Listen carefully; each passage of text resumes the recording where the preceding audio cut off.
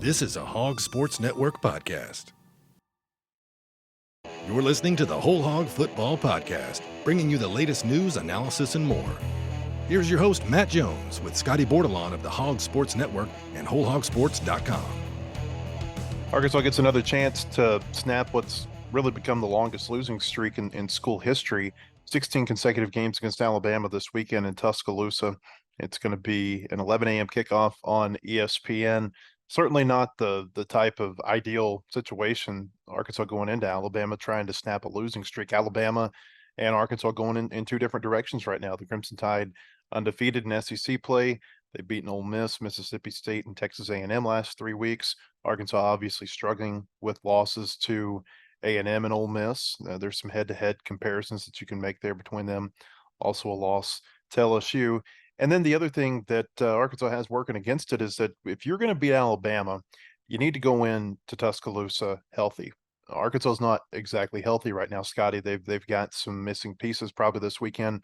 We don't know exactly who's not going to be there, but the expectation after listening to Sam Pittman on his radio show last night is that there are going to be players that are missing when they go to Alabama this weekend. We saw last week when they played Ole Miss that they had a lot of players injured in that game. Not the way you want to go into Tuscaloosa banged up. No, it's really not. There's really no good time to go in if you're healthy. But it's even tougher to feel like you can go in and compete when, a lot of guys that you count on are banged up.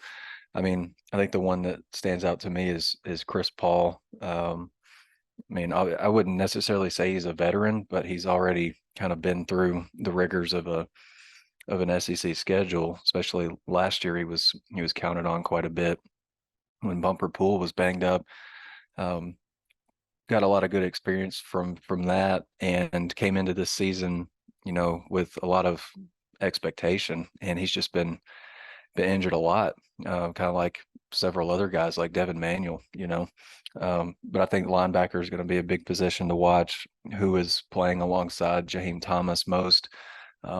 Even he got banged up a little bit last week. But yeah, I think Jalen Braxton's another one. He's a kid that, like, last week before he left the game, Pro Football Focus had him allowing no receptions on 4 targets against Ole Miss, and so it's kind of tough to lose a kid that had been playing really well on the perimeter, had taken a starting job as a freshman. I think that's what you wanted to see, from the top-rated guy in your class, from according to 24/7. Looks like you might have Cam Ball back. He didn't go through fastball start on Tuesday, but he was active Monday and Tuesday, so that's a plus. But who is the other one that I'm forgetting? Is Braxton? Oh, Al Walcott. I mean, it's another hard-hitting safety that, is all Big 12 guy at Baylor. So potentially going in without those 3 guys, you're going to have to count on your depth, and you might see Dwight McGlothern and Snacks Johnson at the corner spots. And I feel pretty good about those 2 guys. I think Snacks played pretty well at corner last week. I think he gave up 2 catches on 3 targets, but for 9 yards. I think you'll take that any day of the week. I think Nudie getting back, I think, may give Arkansas a shot in the arm. He's got one of the better coverage grades among any FBS cornerback that's played. I think at least 50 snaps. So yeah, never good to go in a little bit banged up. But I think last week gave me maybe a little bit of confidence that the defense can, they can sub guys in and get quality play from their depth. Well, and Alabama's offense is not a great offense this year. It's not the type of offense that we've seen in the past from them. Jalen Milroe, their quarterback, has been kind of hit and miss. He had a good game last week against Texas A&M, but this is the same quarterback who didn't play well against Texas and got benched the following week, and they had to be in a 4-quarter dogfight with South Florida in Tampa as a result of it, playing other quarterbacks down there. It's really unfortunate Arkansas is in the situation that it's in, and I mean that kind of all-encompassing from the injury standpoint to the way that they're playing, because this is the type of year that you feel like you might be able to get Alabama if you had a good team. This would be the type of year you could break that long losing streak. We saw Arkansas play well at LSU. They had a chance to win in Death Valley at the end. They played okay last week at Ole Miss, certainly played well enough to win the game.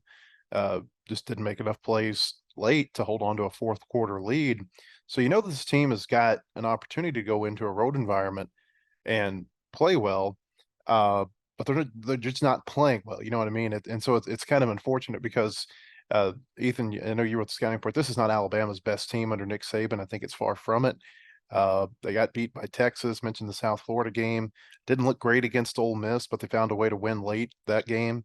Uh, but they're starting to look better the last couple of weeks. But still, you feel like if Arkansas had a, I don't know, just better situation going into Tuscaloosa, they might have a better chance to snap this losing streak. I don't think anybody thinks it's going to happen. I know none of us think it's going to happen. And you look at the Vegas point spread; they've got Alabama by 19.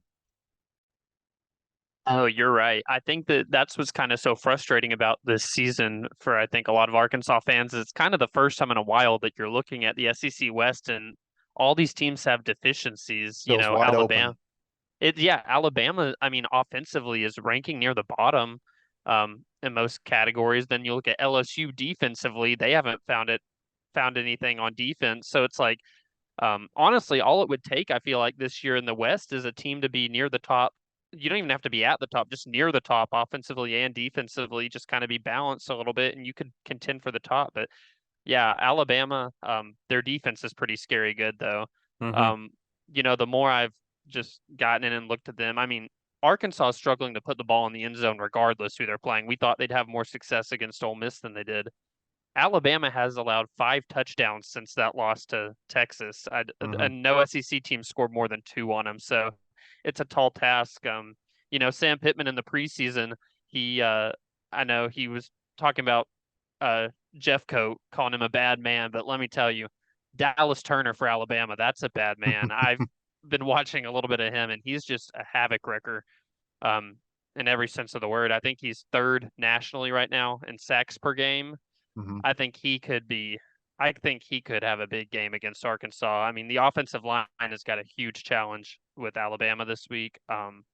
Yeah, I think I wrote this in the scouting report, but I'll reiterate it. I mean, if you look at the end of the game and KJ Jefferson's jersey is somehow still white, Arkansas might actually stand a chance because, I mean, if he's on the ground, I don't see there if they can't protect him, I don't see any chance that Arkansas is going to be able to string together anything against this defense. I think their only real chance is is Arkansas's defense playing a really solid game against a pretty, you know, below average Alabama offense, and then Arkansas offensively somehow figuring out how to protect KJ, and then maybe just even then it's like, do you have what it takes to beat Bama?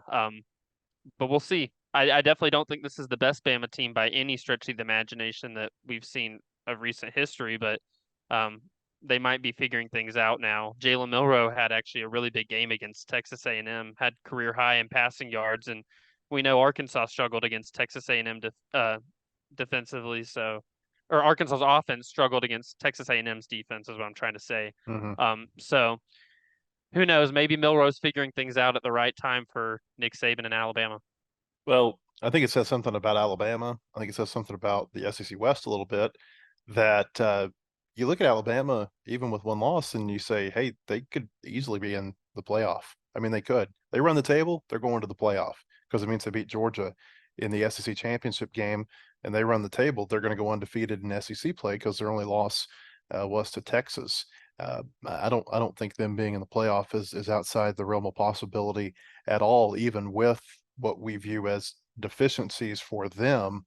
Now, granted, that's a high bar that you're comparing any Alabama team to some of the past teams that Saban has had. You mentioned Dallas Turner. Basically, what he's done is he's slid over into the role that Will Anderson had on that defense last year, and he's putting up, I think, Will Anderson type stats. I mean, AP voters put together this week their offensive and defensive players of the year at the midway point. He was one of 2 SEC players that were, or 2 defensive players that were voted on as defensive player of the year to this point in the SEC. The other one from Mississippi State, their leading tackler. But Dallas Turner, 6.5 sacks. That's best in the SEC. 9 tackles for loss, 2 forced fumbles, 8 quarterback hurries. I mean, these are Will Anderson type stats that he's putting up. And Ethan mentioned Alabama's defensive abilities this year. I mean, you look at what they've done in SEC play. I'm going to pull the spreadsheet out here. I think both of you guys know what I'm talking about. Ole Miss, they scored 24 points, or I'm sorry, they scored 10 points in 10 possessions against Alabama. Mississippi State scored 17 points at 11 possessions against Alabama. Texas A&M scored 20 points in 12 possessions against Alabama. The only SEC defense that's getting off the field at a higher clip than the Crimson Tide are is Texas A&M, and we saw how good that defense was 2 weeks ago. Maybe the offensive deficiencies have made you forget that this is a really good Alabama defense again. Yeah, I think one of the things that jumps out to me, you look at Alabama's tackles for loss numbers, but especially Dallas Turner, like you mentioned, he's got 9. He's got like those 9 tackles for loss have generated 49 lost yards. Like it's not like he's getting a guy a yard behind the line of scrimmage or 2 yards. I mean, he's getting after these dudes, and it's 4, 5, 6 yard losses at a time. And I think another guy that you need to be aware of is Chris Braswell. He's right up there too. I mean, he doesn't have Dallas Turner's numbers, but 6.5 tackles for loss and 4.5 sacks. I think it defensively it starts with those two, generating pressure and tackles for loss and just getting opposing offenses behind schedule. And then at that point, they can just kind of pin their ears back and just cut it loose. And those two guys, they get into the backfield with bad intentions, and they've combined for 3 forced fumbles this year. So I think for KJ, he knows that he's going to get pressure. I mean, that's just been a given, or it's got to be a given at this point, I think. And so him securing the football when he feels pressure and when he gets hit, I think that's a big deal, because I don't think Arkansas's offense is, generally hasn't started with great field position. And so if you have less than ideal field position and, some of these game wreckers get into the backfield and jar a ball loose, and you give Alabama's offense, 15, 20, 25 yards to work with, you could find yourself behind on the scoreboard really quickly. You guys ever played the NCAA football games, the video games? Yeah, I played like as recently as like a few days ago. Oh yeah, I would go in there. I would go in there and give all these fake names. It was a blast. But yeah, Alabama feels like the dynasty mode. I mean, it's like you would get to a certain point, and I haven't played it for a long time, but you would get to a certain point and you'd be with one team, and it just gets so good that it wasn't even fun anymore.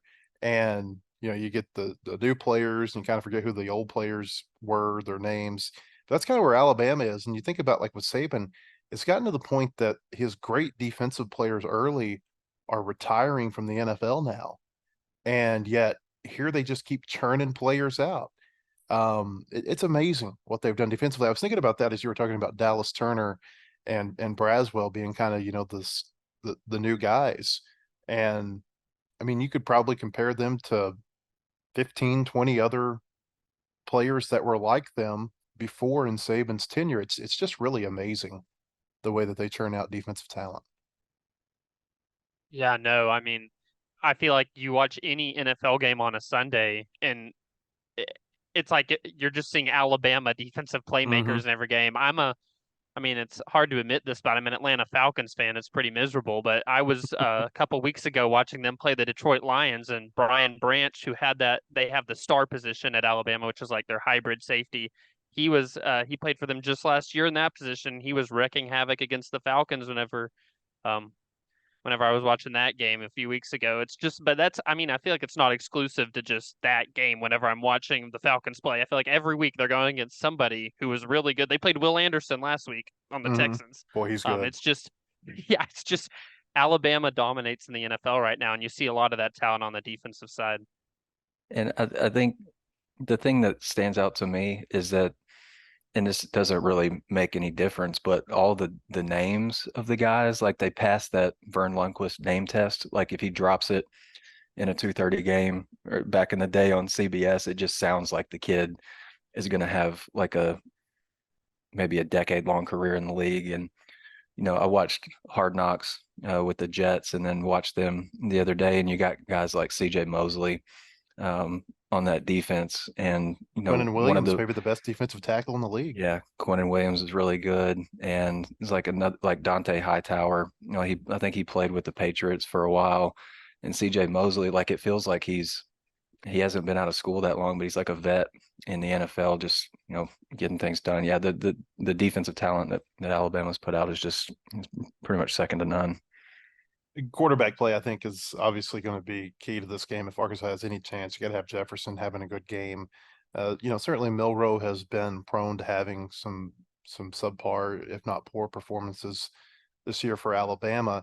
So much of that is based on, or what you're going to see from them is going to be based on what the opposing defenses are going to be able to do. We talked about Alabama defensively. I think they'll probably put quite a bit of pressure on Jefferson. It's going to be really interesting to see what Arkansas does from an offensive line perspective this week with all the struggles that they're having up front. Do they try to get Jefferson outside the pocket and put him on the move, because that's where he's best, and we just haven't seen that very much from him this year. Certainly not enough, or at least not as much as I think that they should be doing. And then, from Alabama's perspective, Arkansas played pretty well defensively last week. They weren't bad against Texas A&M. How much pressure can they put on Jalen Milroe? That'll be an interesting question, or an interesting thing to watch this week. And the other thing with Milroe, we saw it last year. He can kill you with his legs. He had that big 77-yard run, I think, on third down early in the fourth quarter. And that was just a total back-breaking play for Arkansas in that game last year, when it felt like they had some momentum and maybe a chance to make it a competitive game at the wire. Yeah, if I'm not mistaken, I think Alabama before that run had like negative yards in the second half or something. Is if it was either negative yards in the second half or it was just a few, and then he they busts bust off that. 3 70-yard runs in the fourth quarter. Yeah, I think they had like 261 rushing yards in the fourth quarter by the time it was over. I mean, that was just a backbreaker. It was right after a false start that had put them in a 3rd and 15. Arkansas had just brought it within 28-23, and then he busts off that long run, and it was just that completely flipped the game. Yeah, he's been doing it again this year. I think he's 7th in the SEC in rushing yards. He's just so good at scrambling, kind of the way that KJ's been. He's a different runner than I think he's a lot faster than KJ, but yeah, he's 7th in the SEC in rushing touchdowns, not rushing yards. 7th in rushing touchdowns. So they like to get him in whenever they're inside the 10-yard line. You see a lot of these design quarterback runs for him too. But yeah, he's definitely every bit of a dual threat quarterback. I think that's where Arkansas, with the linebacker injuries, it can be potentially unsettling this weekend, because your linebackers are the ones who need to be able to run down a quarterback like Milroe before he gets into the second level. Yeah, for sure. I think something else to watch this weekend, and talking about getting pressure on Milroe, looking at Pro Football Focus numbers, I think there is an advantage that Arkansas could have defensively. Caden Proctor is their freshman left tackle, according to their depth chart, which I don't know if Nick Saban has, any recollection of what that is, or if he had anything to do with putting it together. But Caden Proctor, I mean, he's a mountain. He's 6'7" and 360 pounds. Again, he's a freshman, and he's the second lowest graded offensive player on Alabama's team.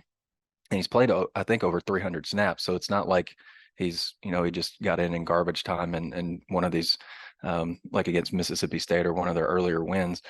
He plays a lot, and I think he's the assumed starter there. And it would be interesting to see. I think I wrote this in keys.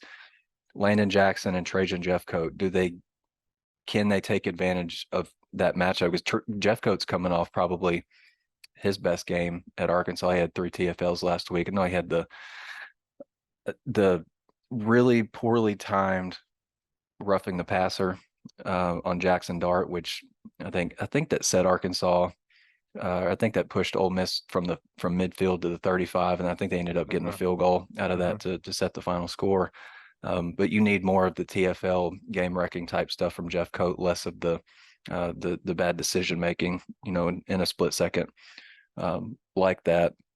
But I think Jeffcoat's experience in the league can play a factor in this. Maybe he gives something to Proctor that maybe he hasn't seen before.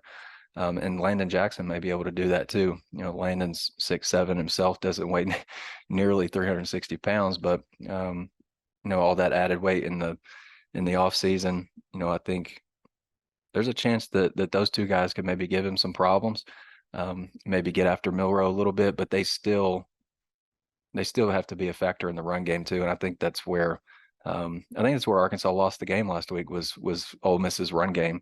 And I think A&M held Alabama to a really, really low number running the ball last week. So I imagine they'll try to maybe want to get that back on track. So Arkansas's got to gear up for the run big time. Yeah, A&M's a great run defense. Special teams, I think, is something to watch this weekend. It's always something to watch with Alabama. Non-offensive touchdowns are the things to watch for Alabama. And it doesn't even have to be touchdowns. You pay attention to the touchdowns, but it's the turnovers that, might put them at the plus 15. You know what I mean? But they've got 91 non-offensive touchdowns under Saban. We've seen it happen to Arkansas a lot. I think Arkansas has had Alabama's special teams or defense score against them 8 times during the Saban era. 8 of the 91 touchdowns have come against Arkansas. And so Arkansas has been a team that has really felt the wrath of that a lot. Arkansas, they gave up a long punt return touchdown to A&M. They gave up another long punt return to Ainias Smith of A&M. So that's certainly something to watch this week. Ole Miss, they had an interception, almost housed it against the Razorbacks last week, set them up with a 1st and goal at the 3-yard line in the first quarter. These are things that I think you need to watch from Alabama's standpoint. They had a pick 6 against Mississippi State 2 weeks ago by Braswell. Braswell blocked a field goal, picked it up. It was one of the great individual efforts I think you'll ever see. Him coming through, blocking the field goal, picking it up, and running it back for a touchdown against A&M, only to have it called off because Dallas Turner was called for what I think was kind of a ticky-tack blindside block about 15, 20 yards behind the play. Probably shouldn't have been called, but it was, and it waved it off. But I think all of that goes to show you that this Alabama team is just as good as others at creating turnovers, creating havoc on defense and on special teams, and making it to where their offense doesn't have to be perfect, because a lot of times they're going to be either they're going to have 7 points, 14 points, whatever the case might be, that they don't have to score, or they're going to be set up in good field position because of the turnovers and the good field position that's set up by the special teams. And it's kind of funny because I doing the scouting report for Alabama, I felt the same way I did as doing Texas A&M's, that I was like, well, I'm writing about a dynamic punt returner in Kool-Aid McKinstry, who hasn't really done anything this year. I was saying the same thing about Ainias Smith of like, oh, he might be due. So McKinstry, I think he was 2nd in the nation last year in punt return average. So he's shown he can do it. He had a lot of preseason love. I think he was an All-American by nearly everybody. If he wasn't first team, he was second team in the punt return department. So it might be time for him to bust one loose. But on the other end of it, I think Isaiah Satania could also have a pretty big game. Talking about special teams, it's still a game time decision with their punter, James Burnip. He went out, I think it was the first or second quarter last week against A&M. He pulled like a muscle in his leg or something. So Will Reichard, their kicker, became the punter, and he actually did a pretty good job. I think it averaged like 40 yards or so. He earned SEC special teams player of the week honors for it. I guess just because he was in an uncomfortable position having to do that. But yeah, I maybe it's going against somebody who's not used to being the starting punter. Is something Arkansas could take advantage of. I just feel like against Alabama, it's going to be really hard to score offensively. So you got to almost find other ways to score. It's not Satania maybe getting the offense at least in good field position once or twice. Maybe it's the defense coming through with a big play. But yeah, I agree. Special teams could be really big this weekend. And I think we might have kind of the kicker matchup of the year in the SEC. Yep. Reichard versus Little. Yeah, you could throw maybe Missouri's kicker in there as well, but Reichard and Little have both been really accurate. Reichard's on the verge of becoming the NCAA's scoring leader. I think he needs 50 more points this year, which I don't know if he can get there, but still. And he only needs 1 point on Saturday to become the SEC's all-time scoring leader. So his first PAT, he's in a tie right now with Daniel Carlson, the former kicker for Auburn, who's now in the NFL with the Raiders. PAT will give him the SEC's all-time scoring lead, I think, with 481 points. Little, so good. 52, 50, 56-yard field goals the last 3 weeks. He was looking at this the other day, something kind of interesting. He's leading the SEC in touchback percentage right now. 29 of 33 of his kickoffs have been touchbacks. So, that's a key too. Not giving him an opportunity to have a return. You mentioned Kool-Aid McKinstry. I was thinking about this and I looked it up while you were talking. 45-yard punt return he had against Arkansas last year was a big play in the game, where they almost break another non-offensive touchdown. I think I had flashes of all these other times at Alabama that was running down the sideline scoring as he was returning the ball that game. And another note on Reichard, he's made 25 consecutive field goals. So he's really good. These are, like you said, it may be the kicking matchup of the year in terms of these are the two kickers that could potentially be all SEC at the end of the season. The Whole Hog Football Podcast is sponsored by Kendall King Design Display Signage, KendallKing.com. That's KendallKing.com. The Kendall King Group family of companies plays to win, just like our hogs. We know how demanding retail marketing is today. From digital omni-channel creative services, through in-store signing and displays, and finally to social influence, we've got you covered. Our KKG Inc. family of companies, Kendall King, Shopcart Creative, and Soapbox Influence are winning with multiple retailers and brands. We play to win and will be a winning partner for all your retail marketing service needs. Go Hogs! I got this wild-haired idea this week to do these SEC efficiency ratings with offense and defense. And Barry Trammell, who's a great columnist over in Oklahoma, he does something similar for the Big 12, and it's kind of what made me start looking at the numbers for the SEC. And it was really interesting to look at this. Basically what you do is you take every team's games against other SEC teams, and you look and see how efficient was the offense in terms of how many points did they score versus how many opportunities they had to score. Same with defense. How many times did they get off the field versus how many possessions did the opposing offense have? And it spit out some interesting numbers. Take Alabama. They have one of the SEC's most efficient defenses, number 2 behind Texas A&M. Offensively, they're up there. They're not quite at the level of LSU or Missouri or Ole Miss, but I think they're 4th in the conference in offensive efficiency. And then for Arkansas, they're 6th in the SEC in defensive efficiency. They're tied for 10th with A&M in offensive efficiency. I don't know, I just thought it was kind of some interesting numbers and a unique way to look at these numbers that we know exist. It's just a different lens to look at them, Ethan.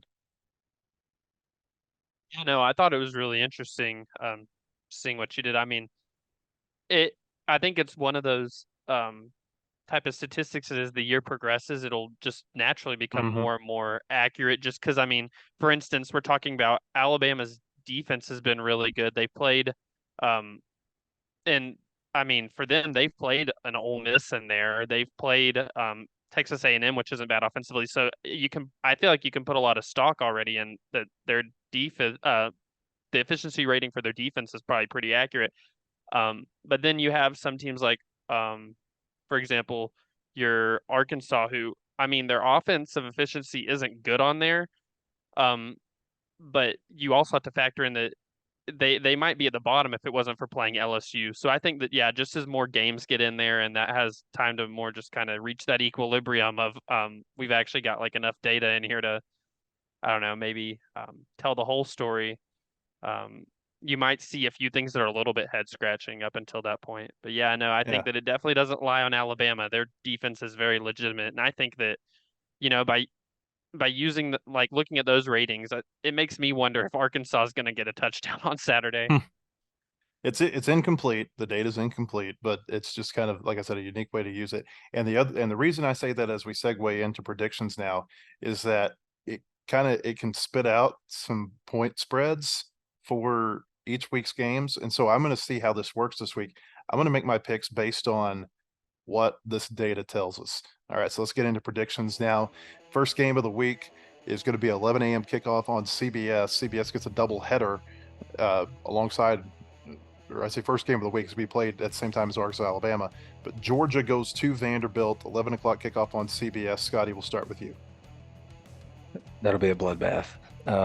And I think it'll probably be a 4-score game by halftime. I think Georgia, maybe Georgia kicked it in gear last week. You know what I mean? It felt like Kentucky was maybe kind of the sexy pick to, I don't know if upset Georgia is the right way to say it, but maybe give them a game because something seemed quote unquote off with Georgia. I think last week they showed that there's nothing really wrong with them at all. So I would probably take Georgia coming off last week against pretty much anybody in the league, but I'm definitely taking them against Vanderbilt. Yeah, end of the day, this is Georgia versus Vanderbilt, and I don't think you really have to say too much more. And more or less, the most interesting thing will be if they cover. I think it's 31.5 right now, the spread. That's the most interesting thing about this game to me. But I like Georgia by a lot. Okay, so the defensive metrics here that I've got spits out a 17-point Georgia point spread. I think that's way too low. I'll take that line with your book. Oh man, that's crazy. Georgia big over Vandy on Saturday. 2:30 kickoff on CBS. Texas A&M goes to Tennessee. The balls have been off for a week. A&M coming off the loss to Alabama. Yeah, I kind of wonder mentally where Texas A&M is. Like they had a great shot to, kind of take early control of the Western Division last week, and pretty big letdown, I would think. Probably felt like they had a good of a shot to take down Alabama as maybe any other year. Couldn't quite get it done. I like Tennessee. I think they can score, but it's going to be a challenge against A&M's defense. But I like them probably by about a touchdown at home. Last time that Tennessee went up against a pretty good defense was against Florida, and they didn't look very good. I think Texas A&M still got a really good defense. I think this one's going to be really close, though. With this being in Knoxville, I just think that this one has the potential to come down to the wire. And I think that, the next week, Tennessee's got Alabama waiting, and we all know what happened last year in that game. I think they might get caught, even coming off a bye week, I think they might get caught looking ahead a little bit, and I like Texas A&M to go in there and win. I want to go back to something real quick. Georgia on these efficiency ratings, 11 possessions, 51 points last week. Most efficient offensive game of the year for an SEC team when they played Kentucky. All right, A&M, Tennessee. Defense travels. A&M has the best defense in the league this year. Tennessee coming off the bye week, I think sometimes it can cause you to be a little bit sluggish when you come out of the gates. I think A&M goes into Knoxville and pulls off an upset. I think A&M has got a good team. Tennessee struggled to score on Florida, and Florida, from an efficiency standpoint, is twice as bad, or maybe A&M is twice as good as Florida is from a defensive efficiency. I think Tennessee struggles, and I'm going to take A&M to win a close game. 2:30 kickoff also on SEC Network. Florida goes to South Carolina. I really don't know about this one. I'm not sold, I don't think, on either head coach. I'm just going to go with South Carolina, I think, because they're at home. Really no other reason that I can really think of. I think Spencer Rattler's a good quarterback. I think he's putting up some numbers. I just don't think I'm sold on Billy Napier yet. I'm going the same way as you on this one. I think that South Carolina, with it being at home, that they'll get a win. If Florida have, more of a pass rush, they're pretty good defensively, but it hasn't really come with a lot of sacks. South Carolina's offensive line isn't very good, but Florida hasn't really rushed the quarterback too much. I just think with that being at home, Spencer Rattler might make enough plays to get out of there with a win. I think they're favored by a couple points too, so I'll go with Vegas on this one and say that they win. This is where efficiency ratings get skewed because Florida's had the opportunity to play Vanderbilt. South Carolina had to play Georgia. That can create some numbers that are skewed. It says Florida wins. I think South Carolina wins. One of the things, Florida has not been good on the road under Billy Napier at all. I think South Carolina wins this. I bet both of these coaches would love to have Steve Spurrier on the sideline on Saturday. That might make a difference. Auburn goes to LSU, 6 o'clock kickoff on ESPN. On ESPN. Auburn, the SEC's worst offense. LSU, the SEC's best. Yeah, I think that makes the difference. LSU kind of found itself with its back against the wall last week at Missouri and came up with just enough defensive stops against a Missouri offense that moved the ball really well. I think I'm liking Brady Cook more and more each time I watch him. He's a pretty good player, but I just think LSU is able to score enough, and that's I wonder how Jalen Daniels is feeling this week. I know he got cracked pretty hard running into the end zone late in that game against Missouri last week. But I think if he's healthy and able to go, I think LSU will win pretty big.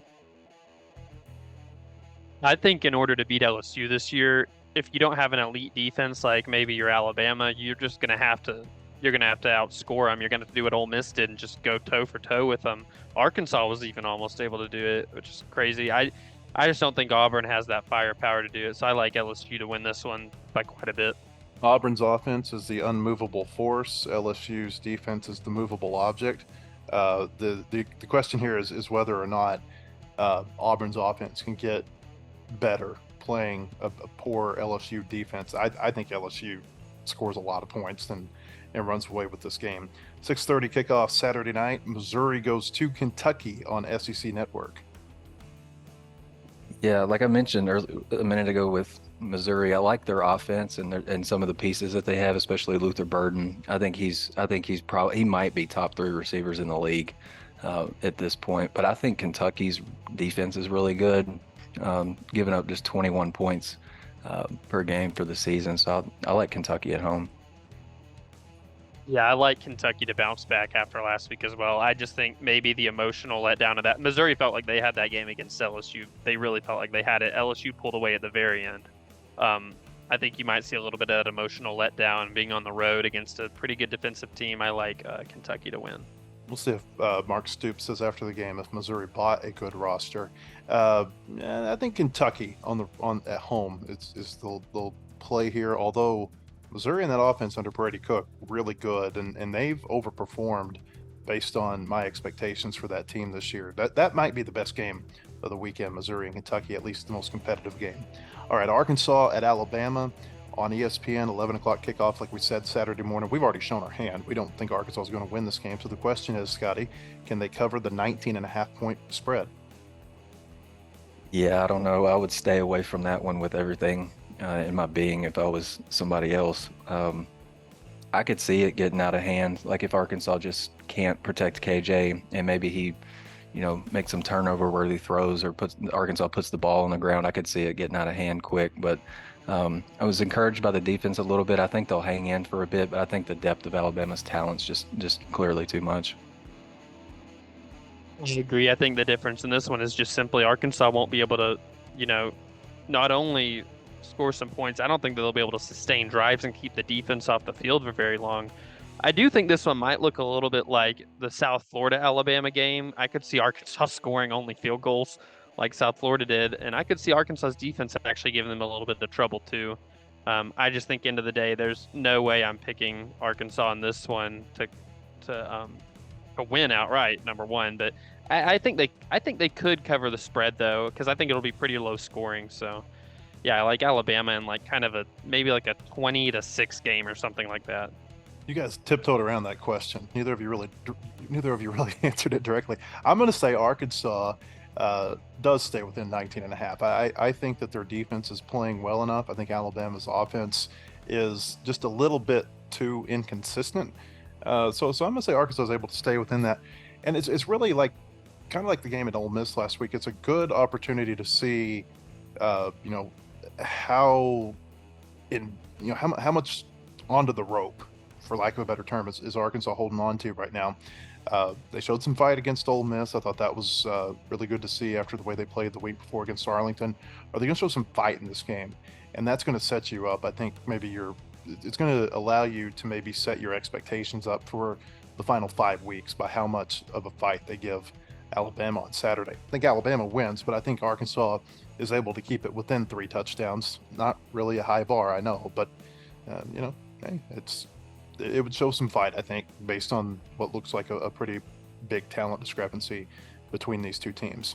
All right, like we said, 11 o'clock Saturday mornings, the kickoff. Hope you come to wholehogsports.com before, during, and after the game for all of our coverage. And we'll be back with another podcast next week to look back at Alabama and look forward against Mississippi State, who's off this week, and they're the worst defense in the SEC. We can get into that next week. For Scotty Bordelon and Ethan Westerman, I'm Matt Jones. Thanks for joining us, and we'll see you next time on the Whole Hog Football Podcast. The preceding has been a production of the Hog Sports Network. Look for our daily podcasts on Apple, Spotify, or your favorite podcast platform. For more Razorbacks coverage, go to WholeHogSports.com or follow the Hog Sports Network reporters on social media.